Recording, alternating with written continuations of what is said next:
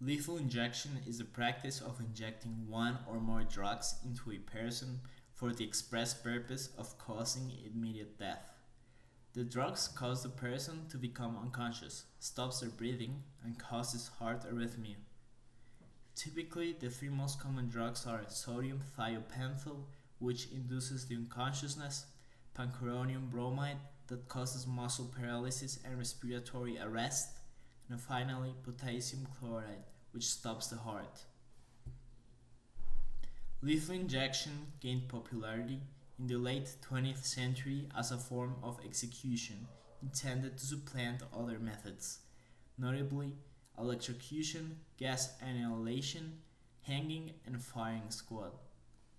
Those were considered to be less humane. Opponents reject this argument, noting multiple cases where executions have been either painful, prolonged, or both.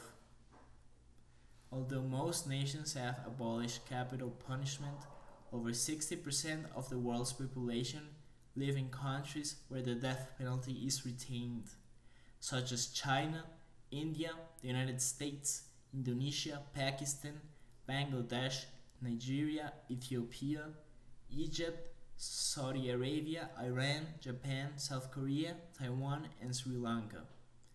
It is also known that China executes more people than all other countries combined.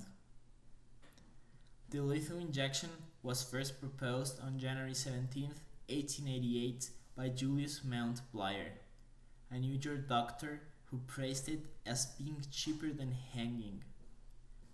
On December 7, 1982, Texas became the first state to use lethal injection to carry out capital punishment for the execution of Charles Brooks Jr., who was sentenced to death penalty after murdering David Gregory in 1976. One of the most known cases in the United States is the one of Napoleon Beasley, who was 17 when he was arrested for the murder of 63-year-old businessman John Ludick in Texas. Beasley shot Ludick in his garage on April 19, 1994. He also shot Ludick's wife, but she survived the attack. He was convicted and sentenced to death in 2002. 3 years later, the Supreme Court ruled that the execution of juveniles was cruel and unusual punishment and therefore illegal under the United States Constitution. Beasley was one of the last juveniles to be executed in the United States.